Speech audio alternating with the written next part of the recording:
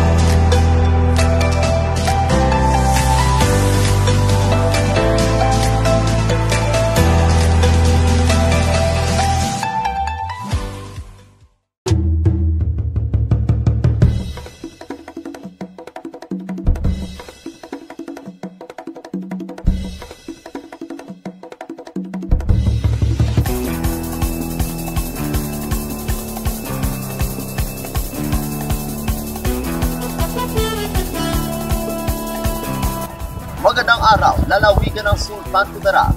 Narito na ang mga pangunahing balita sa Sultan Kudarat Headliners ngayong Nobyembre 22, taong 2023. Pagkain para sa food feeding program sa mga daycare center sa lungsod ng Tacurong ipinamahagi. Narito ang ulat. Ang Department of Social Welfare and Development Region 12 o DSWD-12 kabalikat ang City Social Welfare and Development Office na pinangunahan ang 13th Cycle of the Supplementary Feeding Program o SFP para sa 52 daycare center sa lungsod ng Tacurong. Ang aktibidad ay pinangunahan ni Focal Person Cathy May R. Catalan, RSW at Jessel Kate Clavecilla, RSW na ginanap sa Tacurong City Cultural and Sports Center noong ika-21 Nobyembre kasalukuyang taon. Kabuang 1,896 na mag-aaral ng daycare ang benepisyaryo ng programa ang nakatanggap ng supply ng pagkain. Ang pangunahing layunin ng SFP ay magkaroon ng sapat at tuloy-tuloy na masusustansyang pagkain para sa pag-unlad ng mga bata. Ito ay bilang karagdagang suporta sa pagpapakain, matugunan ang pangangailangang masustansyang pagkain at kalaman sa kalusugan sa loob ng 120 araw. Nagsimula ang programang ito noong ika-24 ng Oktubre kasalukuyang taon na nakatakda naman ang huling pamamahagi sa ika-20 ng Pebrero taong 2024. Ang mga ipinamahaging pagkain ay binubuo ng karne ng manok, itlog, gulay at mga groceries. Ang Supplementary Feeding Program ay isang regular na kainan na naghahatid ng pangkalusugang suporta sa mga batang daycare sa lungsod. Bilang karagdagan ng mga daycare worker ay nakatanggap ng bigas bilang bahagi sa kanilang pagsisigasig sa gawain. Ako ang inyong kaibigang Apolinario Ferdy Valencia para sa Sultan Kudarat Headliners.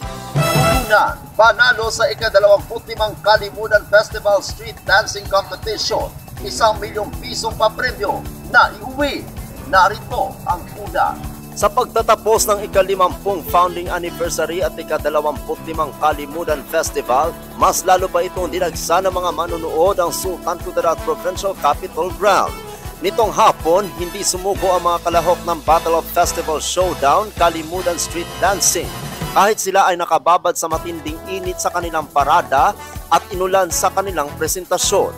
8 kalahok ang sumali sa ngayong taong, 2 dito ay mula sa labas ng lalawigan ng Sultan Kudarat. Sa huli, panalo ang Municipality of Tulunan na mula sa lalawigan ng Cotabato. Naiuwi nito ang 1 milyong pisong perang gantimpala. Nakuha rin nila ang mga minor prizes na Best in Music, Best in Production Design at Best in Street Dancing. First runner-up ang Lubi Lubi Festival ng Bayan ng Glan, lalawigan ng Sarangani na naiuwi nito ng 750,000 pesos na perang gantimpala. Second runner-up naman ang bayan ng Esperanza dito sa lalawigan ng Sultan Kudarat na nag-uwi ng 500,000 pisong perang gantimpala. Habang ang lungsod ng Tacurong na tribong talakudong ng Tacurong National High School, isa sa mga consolation prize na nag-uwi ng 250,000 pesos. Ako ang inyong kaibigang Apolinario Terdy Valencia para sa Sultan Kudarat Headliners. Para sa uling balita, ika-25 Kalimudan Festival at ika-50 founding anniversary, tagumpay na nagtapos. Narito ang pula. Tagumpay ang isang linggo na pagdiriwang ng ika-50 founding anniversary at ika-25 Kalimudan Festival ng lalawigan ng Sultan Kudarat ngayong araw. Sa Interfaith Mass sa umaga at sinundan ito ng anniversary session ng Sangguniang Panlalawigan na nagtapos sa tanghali. Sa hapon, nagsimula na magdagsaan ng mga kababayan natin sa Battle of Festival Showdown, Kalimudan Street Dancing, na kung saan napanalunan nito ng munisipyo ng Tulunan na mula sa lalawigan ng Cotabato na naiuwi ang 1,000,000 pisong perang gantimpala kasabay rin ang pag-anunsyo sa mga nanalo sa Themeric Parade, Festival Float at Pavilion. Sa gabi hanggang matapos ang pagdiriwang ay mas lalo pa itong dinagsa ng mga kababayan natin dahil kina Bamboo, Yang Constantino at Ben and Ben.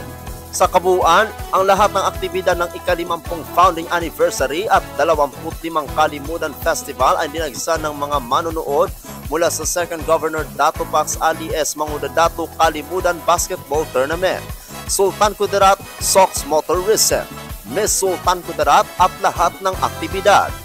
Malaki naman ang pasasalamat ng mga nagpunta at nanood dahil sa libreng pagkain na ibinibigay na mula pa sa 2 fast food chain na nasa 10,000 Chicken Joy at burger ang ibinibigay na araw mula sa simula hanggang sa ngayong araw. Ang pagdiriwang ngayong taon ng ika-50 founding anniversary at ika-25 Kalimudan Festival ay isang makasaysayan at hindi malilimutan na bawat Sultan Kudarateño at mga bumisita na ang lalawigan ng Sultan Kudarat ay ipinagpala hindi lang sa mga magagandang tanawin, maging sa mga pinuno na talagang ang Sultan Kudarat.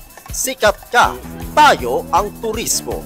Ako ang inyong kaibigang Apolinario Terdy Valencia para sa Sultan Kudarat Headliners.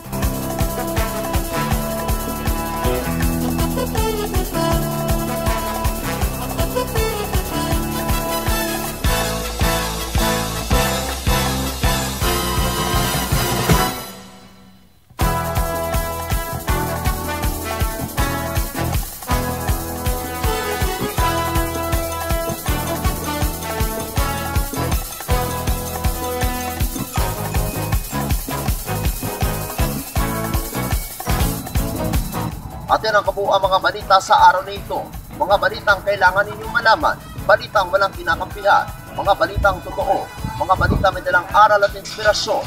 Ito ang Sultan Kudarat Headliners.